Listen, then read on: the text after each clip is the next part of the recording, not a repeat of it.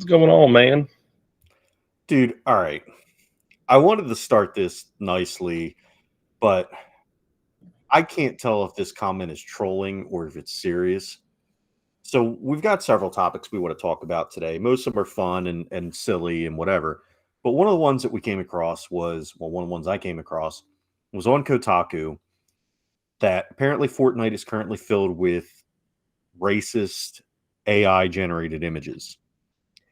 And they're having wars which are basically racist named wars like Jamaica Zone, Africa Zone, uh, racial slur for Black People Zone, um,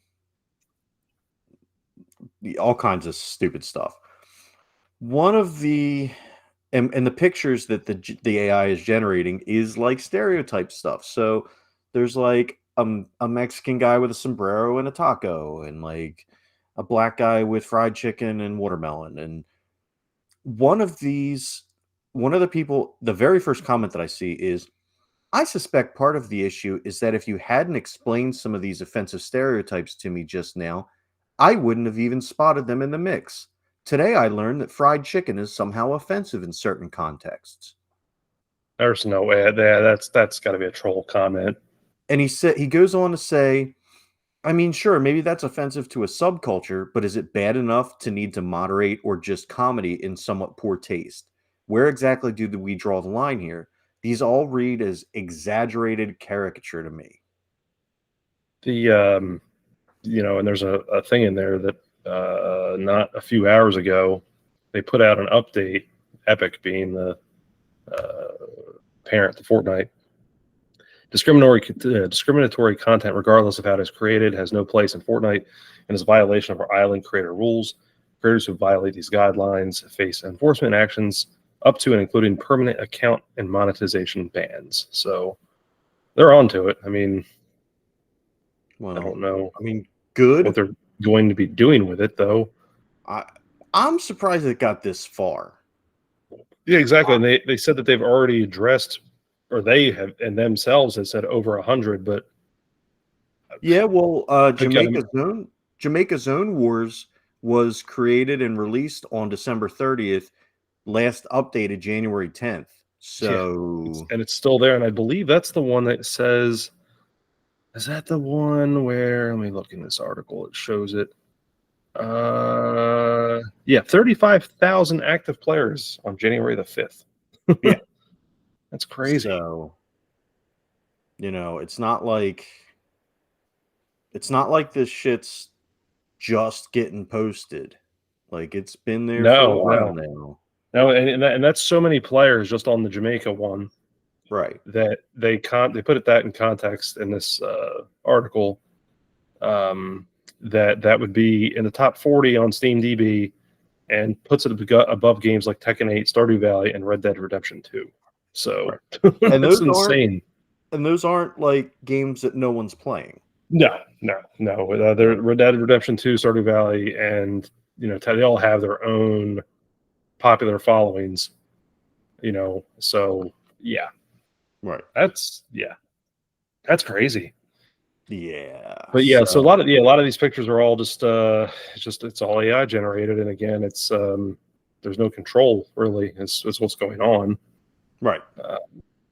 So they're going to have to figure that out. So let's move on to another intentionally I won't say offensive, because it's definitely not. Well, I mean, I don't find it offensive. I think it's hilarious. But something else that another developer's doing to kind of, poke the bear a little bit. So Palworld, which we've talked about a couple times now. Mm-hmm. So over the weekend, it was announced that they had come out with an actual mod set that put real life. I shouldn't say real life Pokemon, but it put like actual Pokemon, into the game. The ones that we're all familiar with. Right. Like Pikachu and everything else. Instead of like the AI vaguely changed Pokemon that were already in the game. Right. Well, They got an NDA or a DMCA takedown, and they had to take that down, and now they've decided to come out. Well, this modder, I should say, it's not actually Palworld that's doing this. It's not their developers. So these people and they're called legally distinct pocket creatures. Definitely not Pokemon. Great. And so instead of Oddish, who is essentially a little onion with a face on it that runs around, that's not in the game anymore. What is in the game is a potted plant that is an onion with eyes that runs around. So legally distinct. It's a whole new creature. It's a potted plant. Instead of Piplup, who is a little cutesy kawaii blue penguin, we have Blue Penguin. You might be asking what happened to Pikachu. And Pikachu, I can tell you, is 100% not in the game. What is in the game, however, is Yellow Rat. Yeah, I see that. Yeah. Yeah, So Yellow Rat. I see the Pokeball is a box. Yeah, it looks like a beanbag, like that you would play cornhole with, or it could be a cube. Maybe it's a Poke Cube. So instead of Flareon, which is an evolution of Eevee, much loved. It's from the very first generation. No, we have Firefox, which is actually a realistically modeled fox that's literally on fire. So and then the boss fight is the DMCA notice. Yeah, that's yeah, this is I don't know. I don't know how to take it. It's, you know what? I guess, yeah, like you said, they're poking the bear on this one. That's wild, absolutely wild. So, in addition to this, so remember when everybody was obsessed with Animal Crossing for Switch? And for some reason, like certain items took off and people just absolutely fucking loved them and had to have them. And one of those items was the Froggy chair. Well, the Palworld developers added the Froggy chair as free DLC. Great. So now you can unlock and build a very similar chair in Palworld. Yeah, I see that. That's crazy. So yeah. I don't even know what I don't even know what to say. Like, they are definitely poking the bear on that one. The legs are in the similar fashion where they're kind of bowed out, just like the one in Animal Crossing. Yeah, that is super similar. But I guess it's different. Guess it's different enough. Dude, I'm here for it. I'm so here for it. I love Nintendo. You know I love Nintendo. I've never made a secret of that. This is fucking hilarious. Yeah, they're I tell you what, they're playing on this fine tightrope, and somehow they've managed to not get completely banned, or kicked off, or their content kicked off these, Steam or whatever.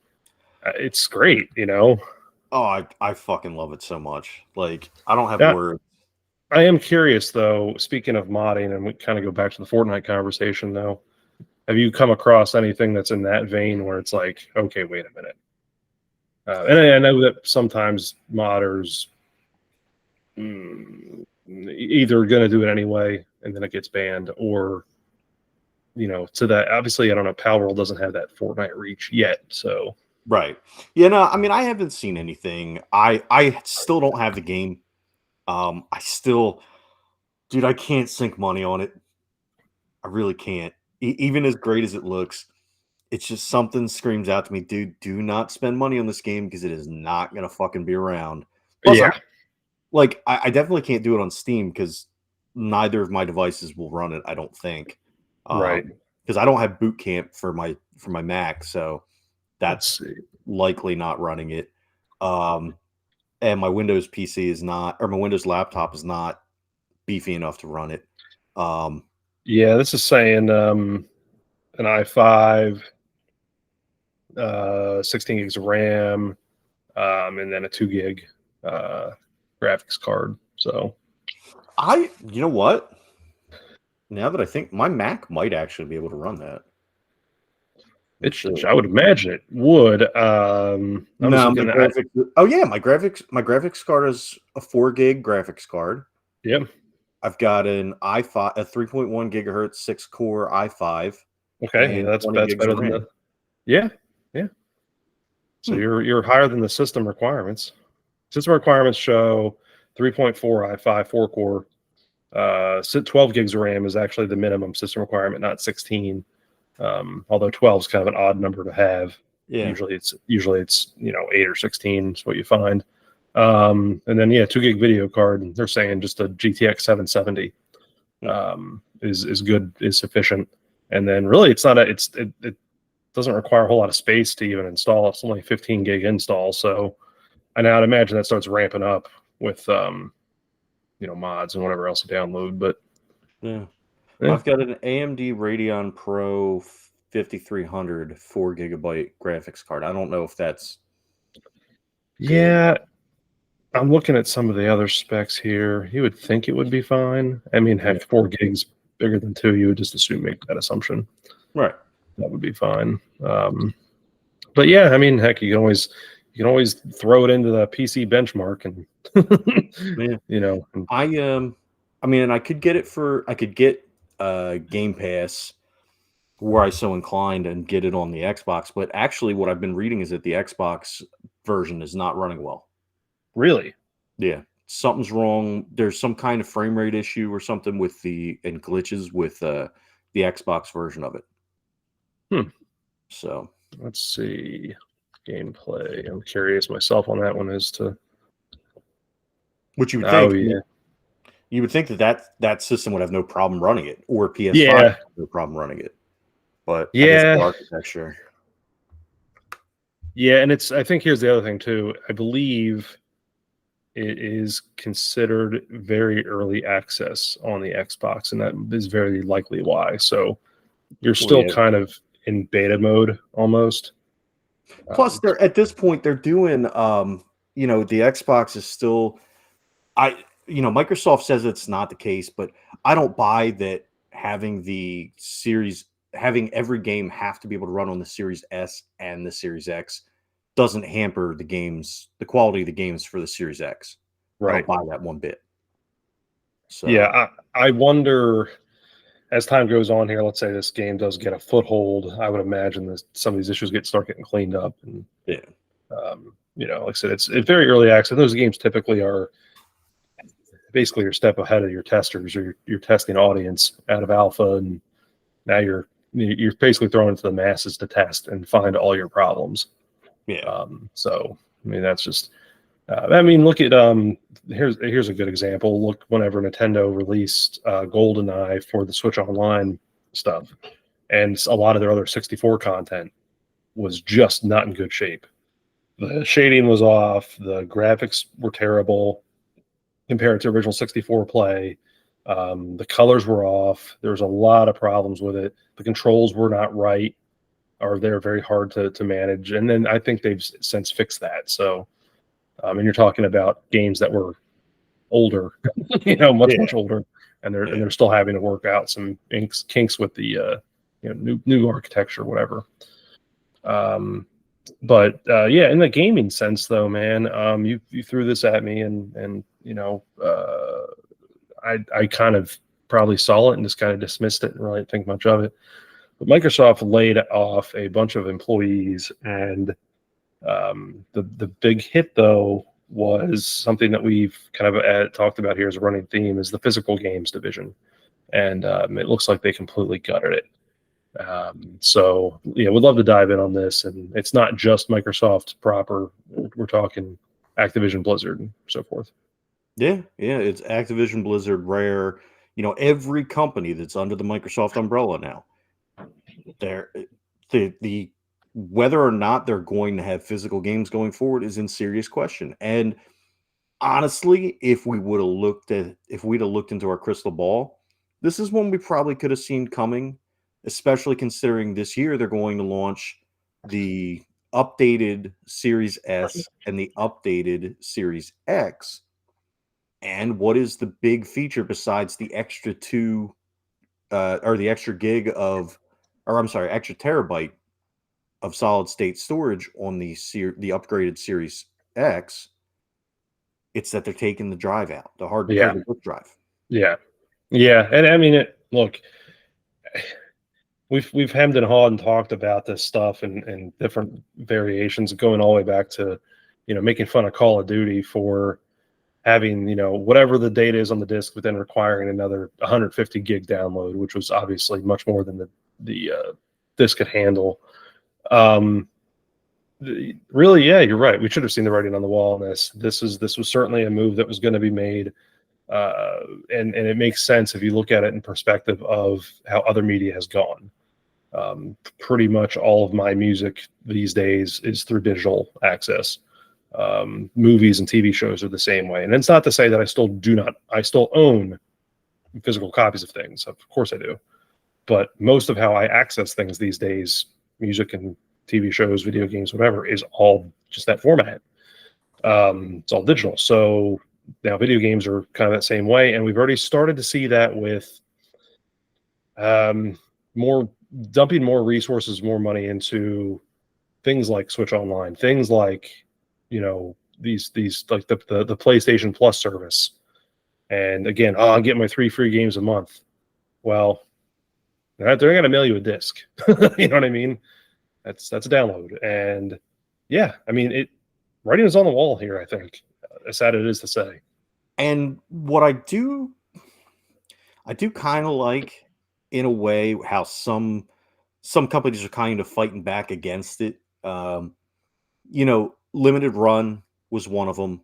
And they said that they're going to continue to, as long as it's feasible, they're going to continue to try to support physical games for the Xbox. But they also said that when they release games on Xbox, it costs them more money and they don't get the buy-in that they get on other systems. They said Interesting. PS4, PS5, you get the buy-in. Switch, you get the buy-in. Even when they release retro stuff, like on carts, Right. they get buy-in. Xbox Xbox players don't buy in on those games. And that sucks to hear. And I mean, it goes right along though with Walmart destroying physical copies of Starfield. It goes right along with look, and honestly, ever since the Xbox One generation, if you look at it, they've been trying to eliminate physical media. When the physical media, when the Xbox One launched, one of the biggest issues was, oh, your system has to stay online all the time, and your disk is basically going to lock itself to your system. So you can't go and trade it in. You can't lend it to a friend. You can lend it to them. They'll get a trial of the game, and then they'll have to buy the whole game if they want to play it. Right. And then they started doing the whole that generation was when they did their first download only system. So it was the Xbox One S, and it was a digital only edition, and it didn't have a drive on it. So you could see, they've been trying to do this shit for years. And honestly, if a company was going to, they are the ones that have the better infrastructure for that with Xbox Live. And it's been this way since the 360. Well, honestly, since the original Xbox, they started building the Xbox Live infrastructure. Mm-hmm. And you know, I think if you look back year after year after year, the only thing that Sony had on Microsoft as far as from an online gaming aspect, we won't get into the quality of the actual games and stuff like that, but every year, so the only thing that they had on them was that their PlayStation, like playing against people online, was free.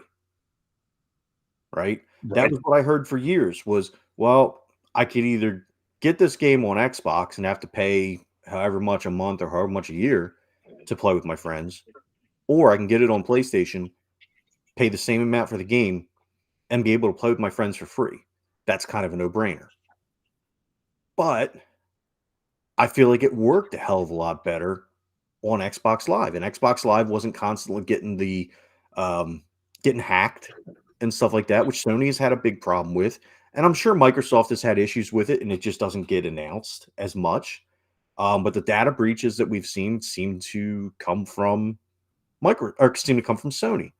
Um, but at this point, it's been their end game to stop making hardware and just go on the software front. And now I think we're seeing that now. I think the Xbox Series X is going to be the last truly dedicated gaming console they make.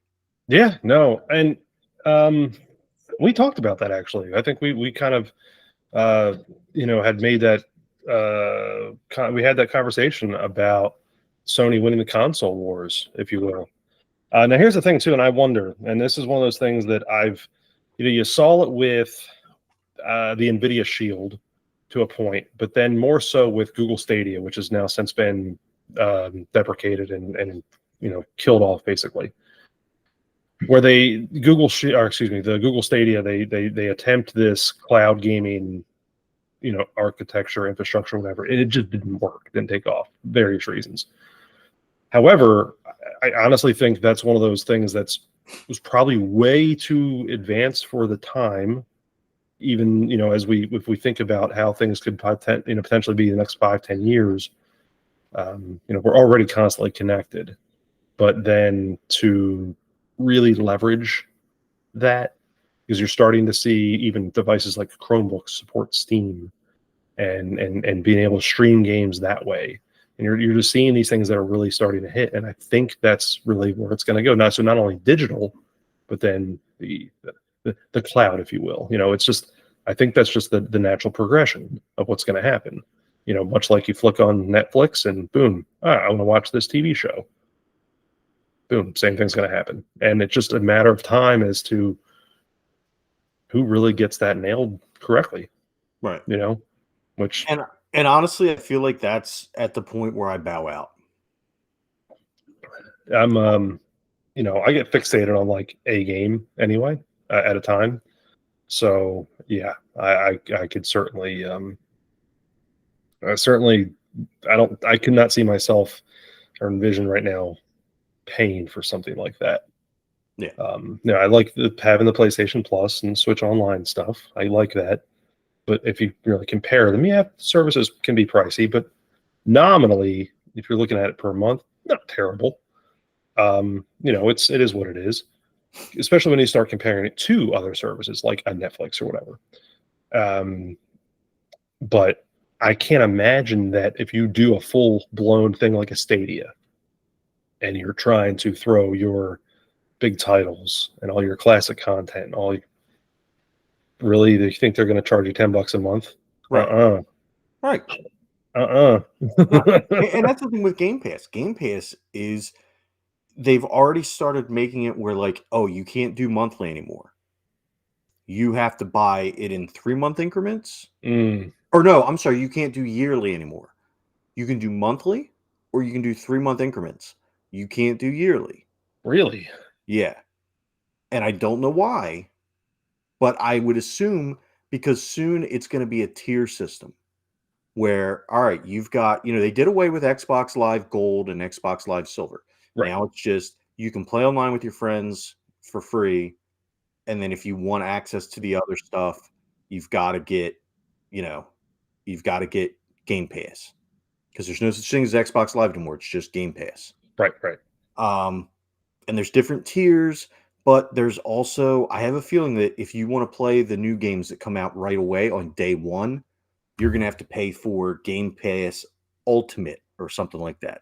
And then if you want to wait like 3 to 6 months, then you can get the next tier down, and then the next tier down, and so on and so forth. And I feel like here's, and this is my I don't want to say conspiracy, but my, like, what's the word I'm looking for here? My goofball theory, I guess. I think if not on Switch 2, the next Nintendo console will be a joint effort where Nintendo has Microsoft develop the hardware and uses Game Pass, and Nintendo develops the software and is the first party.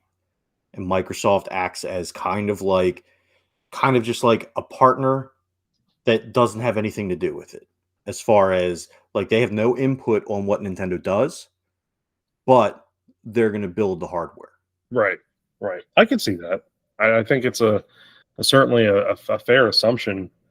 Um, yeah, and I think they are. And honestly, Sony, Microsoft aside, and I think Nintendo is the wild card on that one. And I only say that because they're still the only, obviously, major one that's developing carts. Sony and Microsoft. Microsoft. I mean, heck, and Sony and all iterations. Outside of having like little memory cards and that sort of thing, they're always disc based. Right. That's how they have been. Their entire Nintendo has never been that way outside of the GameCube, I guess, and maybe a couple of little oddball things here and there. For the most part, their whole run has been cart based. So check this out. Not the Switch 2, the next Nintendo console after the Switch 2,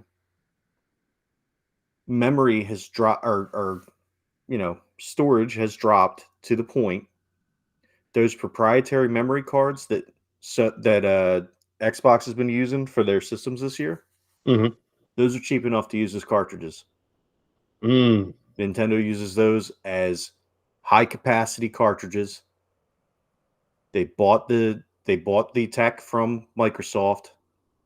Microsoft shows them how to use it. They improve it, and that's your next cartridge. Yeah, I can see it. I think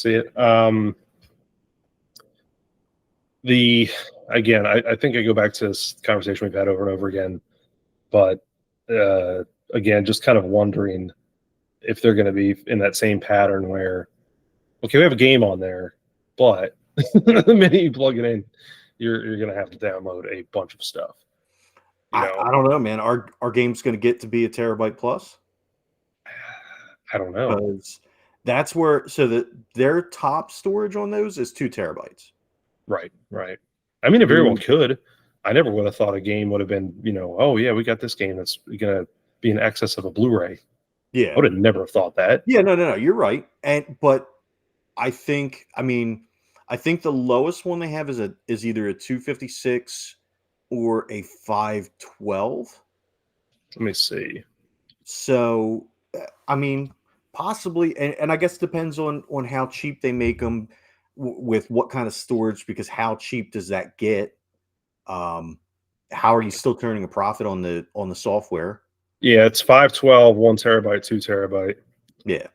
So, assuming it drops in price, fast enough, well, you figure 10 years, right? Yeah.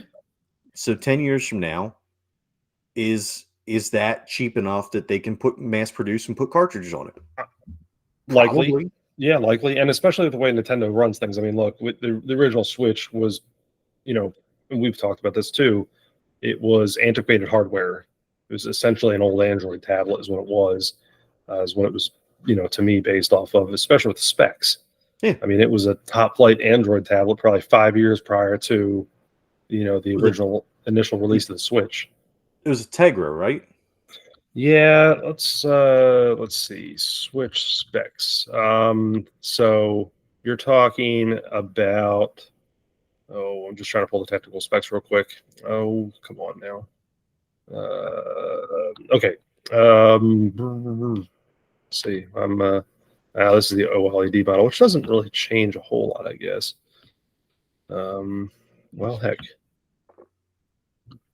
I'm trying to pull, and Nintendo's being kind of wonky. Okay, here we go. They probably realized like, oh, we were talking about us. We got to shut it down. Yeah, it's a custom Tegra processor. It's an NVIDIA. Comes with 32 gigs of original storage. It's Wi-Fi supported up to AC. Bluetooth 4.1. It's just battery life up to 9 hours. Right. That might be with the revision. Because remember, they did do. Oh, that's right. You're right.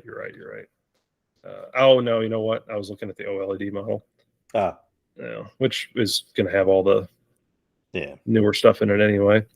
But no, yeah, it's just based off of like old hardware, and yeah, it makes a lot of sense. So like, yeah, you fast forward time, and yeah, they very well could use the cards that Microsoft is currently using or something similar anyway.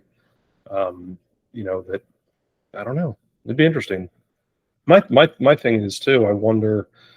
You think obviously the Switch 2? I think that's obviously heavily talked about, rumored, whatever. We know that's coming. Whatever they want to call it, or whatever it's going to end up being called at the end of the day. But beyond that, though, do you think they still follow the same format, where it's still this portable / dockable / whatever? I don't see why not. The only thing I could see that would really change it is if they do go with a situation where Microsoft creates the hardware and they create the software and the OS and everything. Maybe at that point they would have to change things up. But I think until the technology comes around, that kind of, if we kind of take a look at the DS and how that went, with their portables, they tend to stay fairly the same. The DS, the DSi, the 3DS.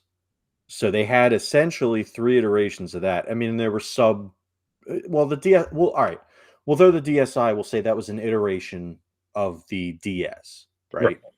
So the DS went through the DS Fat, the DS Lite, and the DSi, which essentially, I guess, would be would equate to the Switch, the Switch Lite, which was the little guy that doesn't dock, and then the DSi could be the OLED.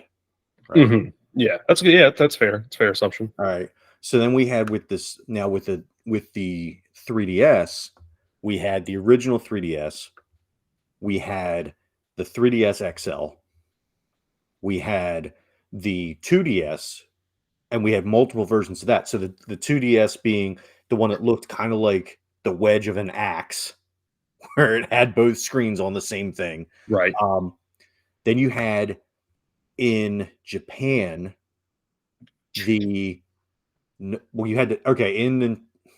that one only came out in Japan. The new 3DS, like small size, and then in the United States and Japan, you had the new Nintendo 3DS that was the XL, and then you had the new 2DS XL, which was the same thing, but just only 2D, no 3D support. Mm-hmm. And you had the new 2DS. I could be wrong. There may not have been a new 2DS that might have been in Japan only as well, but where it wasn't the XL version. So like you went through, Nintendo iterates and iterates and iterates until there is no more money left in that device. And I think they got to the point where they had done everything they could do with that hardware, even with a revision, and they did everything they could with those cartridge sizes, and so they had to go to something bigger as far as size. Right. No, and and I think the Switch was like basically, because you're also at that time they're you're coming off of, in that same realm of the DS is growing. You had the huge popular success of the Wii for your home console, and the precursor to the Switch and being the Wii U, which was their first attempt at trying to do just that. A home device and a portable device. It just didn't catch. It is what it is. But the Switch did, like hotcakes. And no, I thought the same thing. I thought, they can't back away from this now. They just married their best concepts together. home console and portable device, and I don't see that going away either. I was just curious what your thought was on it. So Yeah, and look, you know what? I feel like honestly the Wii U was not a bad system. no, I just didn't catch. I mean, Right. I think the only thing, well, I was going to say that I think that it'll probably end up having the same kind of um, audience, not audience, fan base that the GameCube ended up getting, where the GameCube, when it came out, was a distant third place. Now, I had one and loved it. You know, we had a ton of fun with the GameCube when it came out. But it didn't take off with the public. And then all of a sudden, everybody, it's like a light went off and everybody realized, holy shit, the GameCube had an awesome library. oh yeah. And so now, you know, there's GameCube games that are more expensive than the new systems that are out. Yeah. Like you could buy an Xbox Series X and a PlayStation 5 for less than you can buy certain GameCube games. Yeah, And, you know, and the crazy thing is too, it's like I still hear people talk about software for the GameCube like it's, Bink, who we've had on here several times, his all-time favorite like Mario Kart is Double Dash. Oh, Double Dash is amazing. You know, and it's funny though to still hear people talk about things. I'd never, and here's the funny, I've said it here too, I've never had a GameCube, but everyone around me did. But I was so hyper focused in the Sony Xbox world when I was gaming. Right. So, but I was very familiar with a lot of the titles, obviously, you know. Well, dude, how much time do we spend? I mean, at your house playing Smash Brothers, down at the Shore House playing WarioWare. Mm-hmm. Oh, I know. Right, and then like I'm trying to think what the other game. There was a couple other games. I don't know if you ever played Mario Superstar Baseball for the GameCube. Oh my god, it's one of the most fun baseball games that I've ever played in my entire life. I thought I did at some point. But there was a couple of other ones we dove into like a lot, and I just, of course you're also back toward the Time Splitters era too, and I remember Mario Party 4 I think was on that one. Yep. Just trying to think off the top of my head. No, I just remembered like a lot of those games we hours there. I want to say we did some stuff with tennis too, maybe. Was there a tennis game there on the GameCube? Or I mean on Dreamcast? Oh, that's right. It was the Dreamcast one. Yeah, that's right. I knew there was a tennis game. I just couldn't remember if it was the Mario one or not. Yeah, Virtual Tennis on the GameCube. Mario Golf Toadstool Tour. I don't remember playing that one.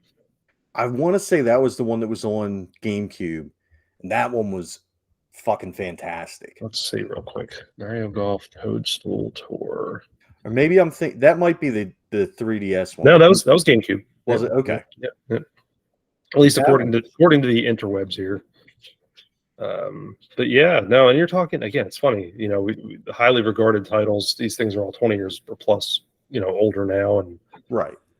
I did want to kind of circle back though, real quick, to the conversation that we kind of went on about Microsoft cutting and gutting their physical games division. I made a comment about it not just being Microsoft proper. It was, like you said, everyone under that umbrella. And one of the things that happened during that was Activision Blizzard was also developing a survival game, which got canceled. And along the layoffs and this whole mess, Mike Ibarra, the Blizzard president, also decided to leave. So, yeah, it looks like they lost in their gaming division. It was roughly equated to 8% of their workforce, which doesn't sound like a lot, but it's close to 2,000 people.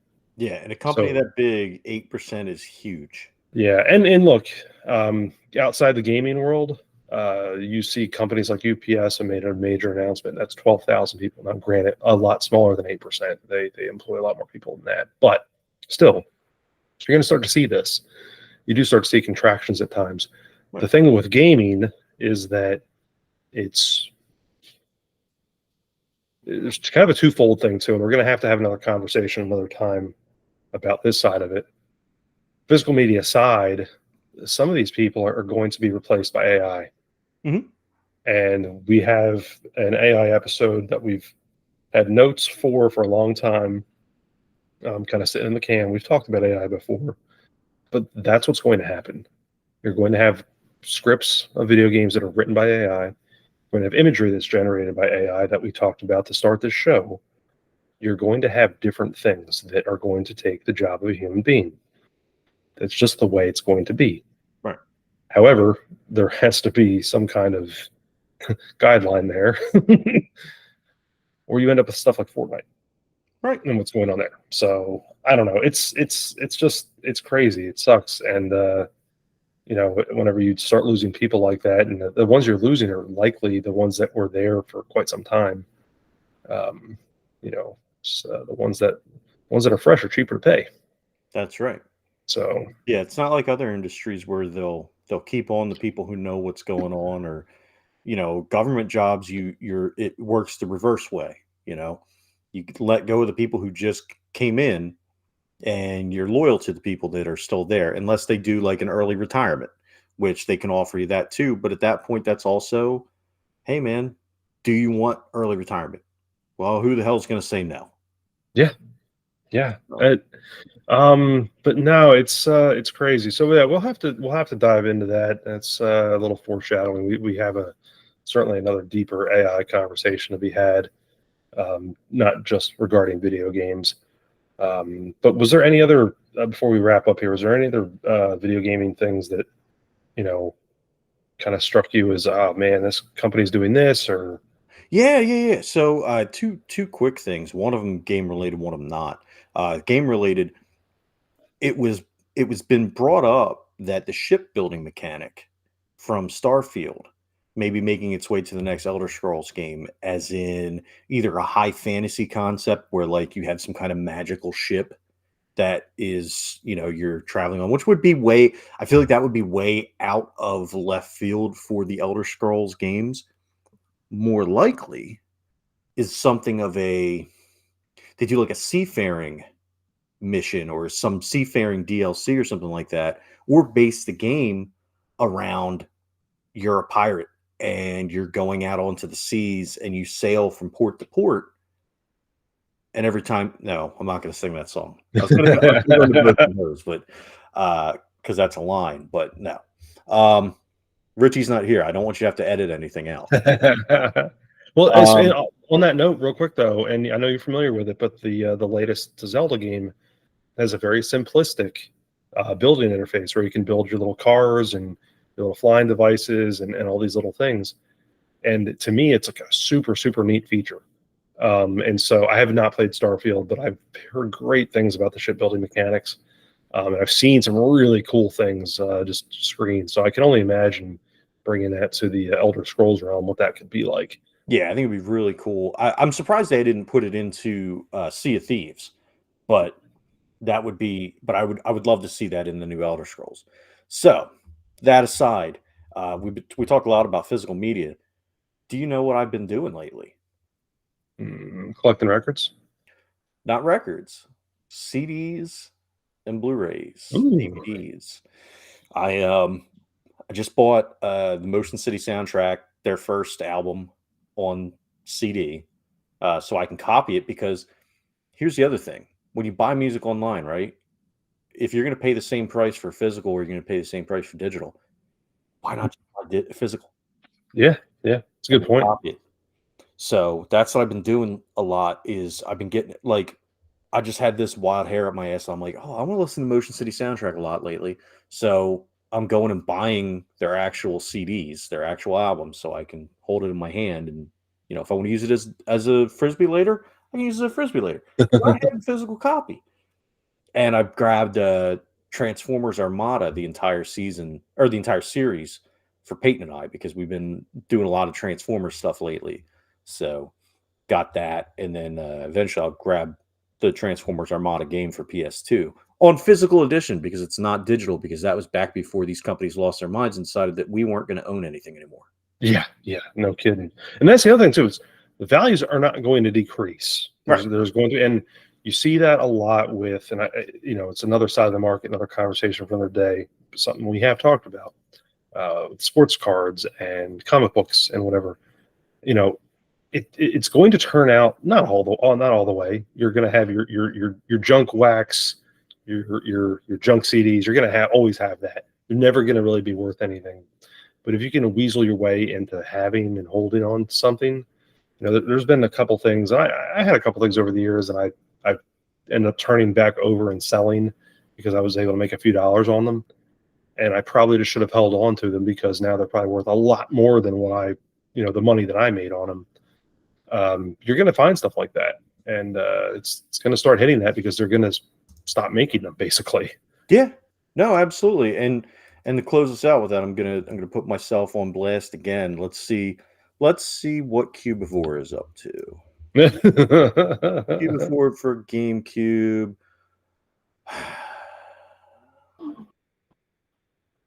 Do I even want to do this to myself? $300 disc only. Isn't that crazy? You know how much I paid for it? You gave like $20, didn't you? 75. So okay, that's right. And no, the $20 one was Dokapon Kingdom for the Wii. That's right. Let's see. Wii. Dokapon Kingdom Wii. Okay. That's going down. All right. I'm not as upset anymore. That's $60, $59. Okay. That's not terrible. Yeah. So all right. Yeah. That redeems me. There you go. Well,